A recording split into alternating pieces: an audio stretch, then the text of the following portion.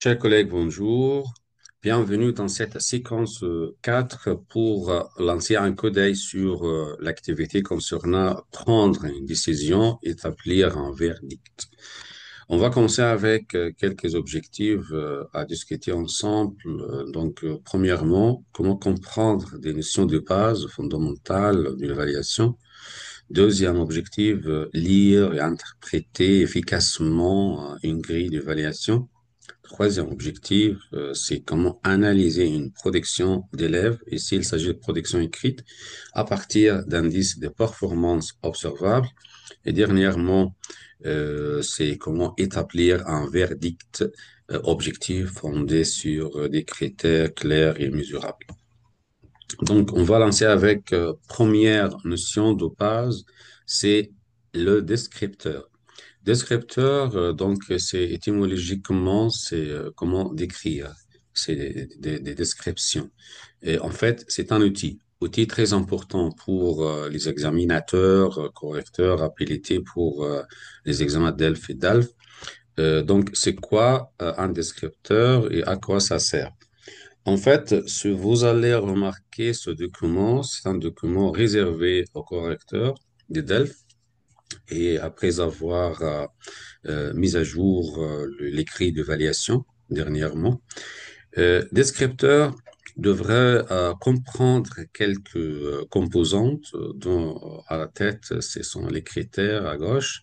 Donc, quels sont les critères à observer, à mesurer, à évaluer? C'est premièrement réalisation de la tâche, deuxièmement aussi pour exercice 1 et 2.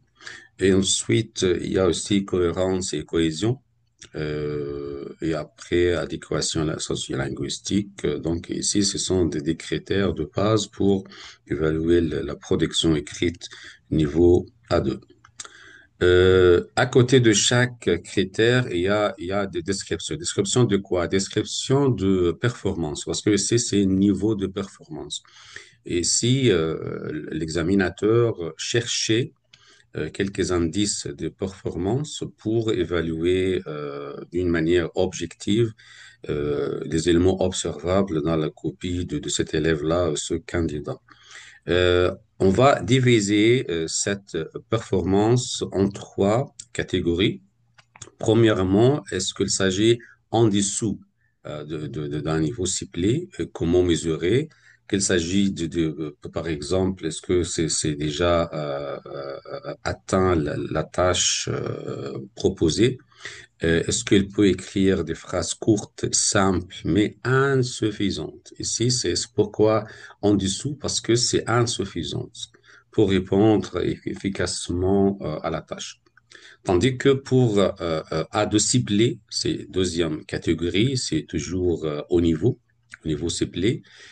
Si, avec une condition, c'est toujours une petite description pour chercher des éléments observables dans le copie.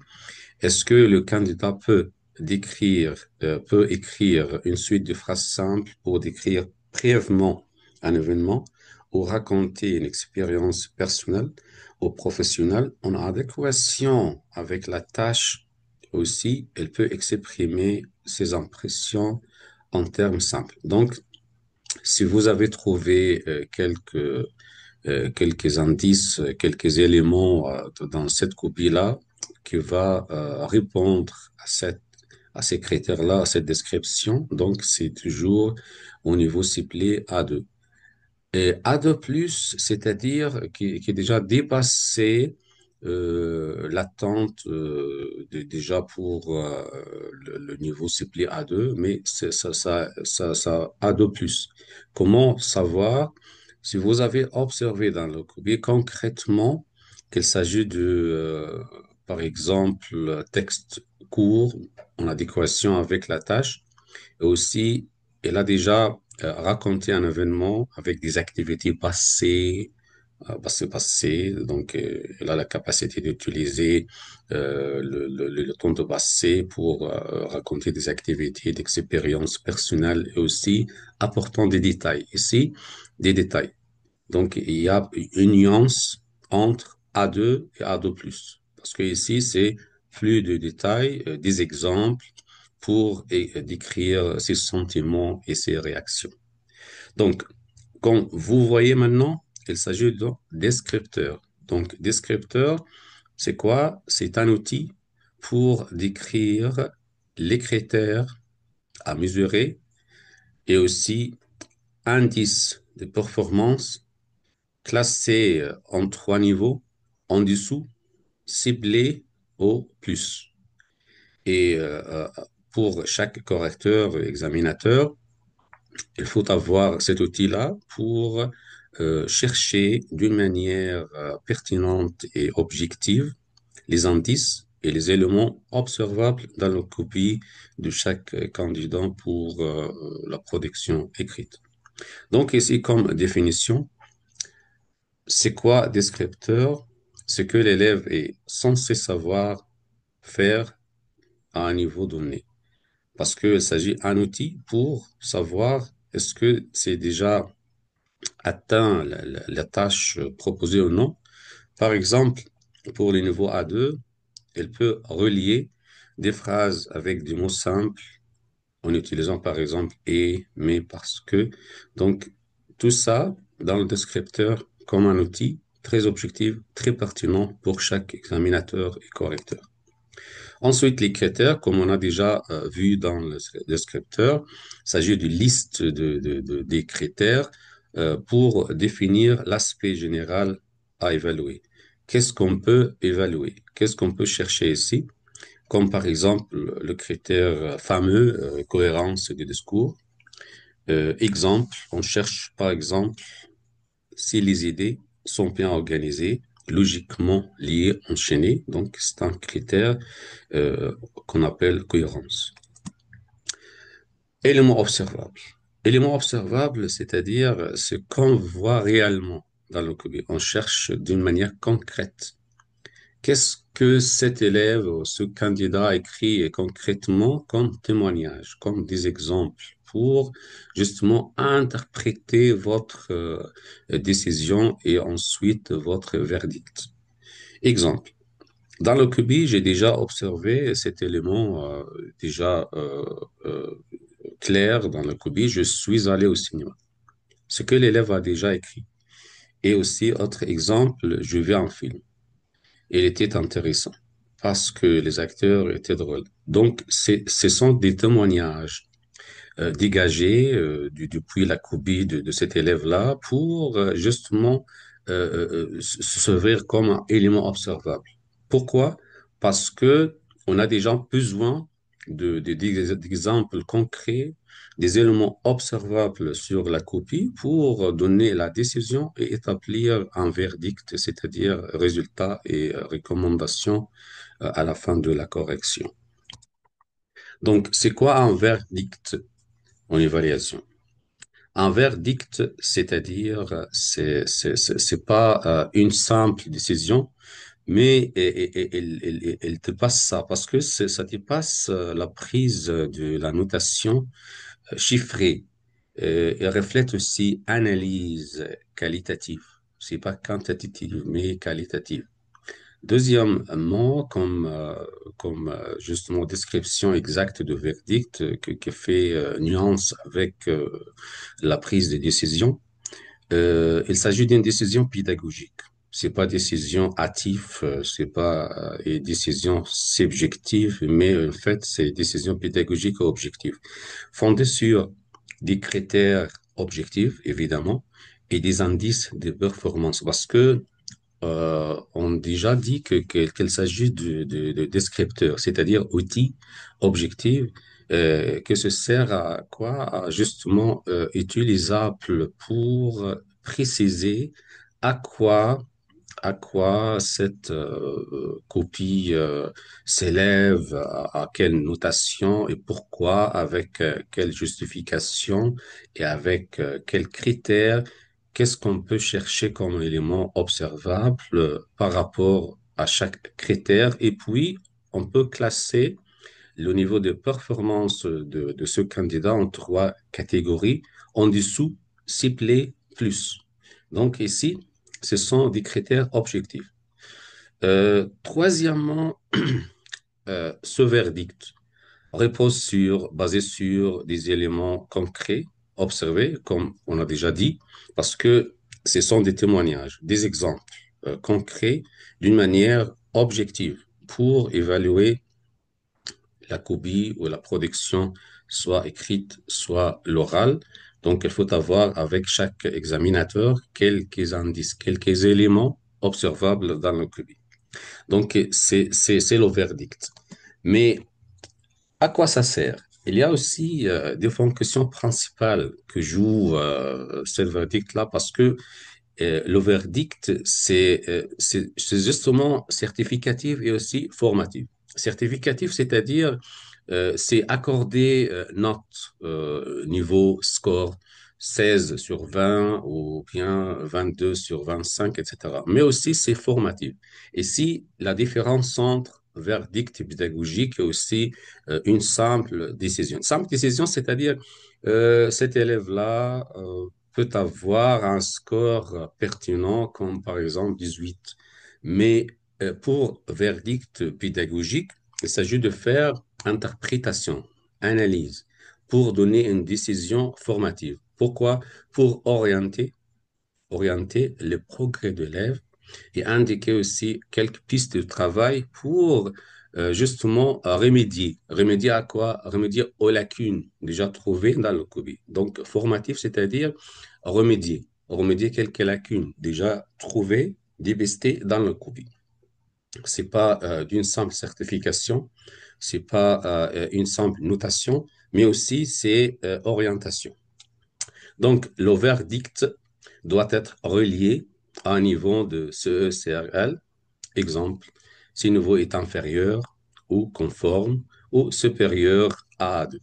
Donc, on a déjà dit, il s'agit de trois niveaux de performance inférieur, au-dessous, au conforme, ciblé, supérieur, plus. Finalement, un verdict pédagogique concernant la prise de décision ici, elle doit être argumentée, c'est-à-dire avec justification, justifiable, avec des exemples, avec des éléments déjà observables, dépistés dans le copie et partagés de manière claire à l'apprenant. Parce qu'il s'agit aussi de faire justement évaluation formative pour aider cet élève-là à bien s'orienter et aussi pour mesurer son progrès d'une manière claire. Ici aussi, ces documents que je veux partager avec vous, c'est la nouveauté de la grille d'évaluation récemment mise à jour pour l'évaluation d'une copie de production écrite A2, exercice 1, exercice 2. Comme vous voyez ici, il y a des critères et chaque critère sous-divisé ici en quelques éléments sous-critères. Et puis, niveau de performance, c'est-à-dire, est-ce que on peut dire que cet élève-là euh, peut pas justement atteindre les tâches proposées, donc c'est non répondu, c'est-à-dire en dessous. Et aussi, est-ce que insuffisant ou en dessous ou bien ciblé? Donc, pour la mise à jour de correction, c'est pas comme les activités proposées sur CNED maintenant, mais je parle concrètement de notre travail. Notre travail ici, avec la correction d'ALF et d'ALF, il s'agit de quatre catégories, dont deux, c'est insuffisante ou bien dessous et deux catégories au niveau ciblé, soit ciblé ou plus. Donc, il s'agit de quatre. Mais on a déjà tout à l'heure qu'il s'agit de, avec l'objectif qu'on a déjà expliqué pour les activités tâche numéro 4, il s'agit de trois. Mais concrètement, dans notre travail comme correcteur, il s'agit de quatre catégories. Mais pour l'activité numéro 4, qu'on va proposer maintenant, c'est 3. Dessous, ciblé plus. Mais avec la correction qu'on a déjà faite avec les copies et la mise à jour de cette grille-là, il s'agit de quatre catégories dont la première, c'est non répondu. C'est insuffisant. OK? Donc, revenez à la présentation de l'activité 4 pour justement expliquer ce que vous allez faire. On va se lancer maintenant au côté pratique. Donc, comment évaluer cette copie de production écrite selon Ingrid consacré à la correction et évaluer cette production écrite et du coup, on va établir un verdict selon des critères déjà prédéfinis et aussi comment utiliser cette grille et comment dégager des éléments observables dans la copie de cette production écrite et comment interpréter et analyser ces éléments-là et noter chaque critère. Donc, la situation, ce que suit, c'est les activités, comment écrire un email pour inviter un ami chez soi. Donc, c'est le sujet et la tâche demandée d'écrire un lieu d'habitation et proposer des activités. C'est la tâche demandée. Et puis pour la longueur, c'est toujours 60 à 120 mots. Mais en fait, pour concrètement pour le niveau A2, sur DELF, soit junior ou tout public, adulte, c'est toujours demander ces 80 mots, 60 à 80. C'est pas cette longueur, c'est pas exact, mais en fait, pour A2, c'est 60 à 80. C'est pas 60 à 120. Mais cette activité-là propose comme longueur 60 à 120. Donc, euh, si vous allez ouvrir euh, la fiche, la fiche de cette activité-là, il s'agit de quoi? Il s'agit d'une copie. C'est la copie de production écrite. Et qu'est-ce que vous allez faire? Première tâche, c'est déterminer si le niveau de compétences langagières, c'est-à-dire pragmatique, sociolinguistique, syntaxe, morphologique, etc. Est-ce que ces compétences, le niveau de ces compétences atteint euh, quel niveau? C'est A2. Et comment faire? Identifier les indices de performance dans le copie au regard des éléments retenus et la grille d'évaluation proposée. Qu'est-ce que vous allez faire? Vous allez chercher chaque compétence, est-ce que c'est déjà réalisé ou non? Donc ici, cette petite définition pour chaque compétence et sous-compétence avec des critères. Et ce que vous allez faire ici pour chaque critère dérivé de chaque compétence, est-ce que ces éléments déjà respecté et réussi par l'élève. Écrivez ici petit commentaire avec exemple concret dégagé de la copie de cet élève-là. Ou bien, est-ce que ce critère-là respecté partiellement, dites ici votre commentaire et avec quelques témoignages et justifications. Ou bien, troisièmement, est-ce que cet élément-là, c'est-à-dire on parle de respect des consignes, comme longueur, comme la forme, etc. Est-ce que cet élément-là non respecté, non réussi? Dites votre commentaire en tant que correcteur, examinateur, et dites pourquoi, ou bien des raisons ou des exemples. Donc, c'est pour la première tâche de chercher des éléments observables dans la copie déjà fournie de cette production écrite et dites d'une manière objective qu'est-ce que vous avez trouvé dans cette copie-là. Est-ce que vous avez trouvé ou partiellement ou nulle part et dites pourquoi avec petits commentaires et petits exemples. Donc, c'est la première tâche. Une fois que vous avez fini, donc ça va être clair pour donner un score, c'est-à-dire notation, c'est la grille consacrée à cette copie-là.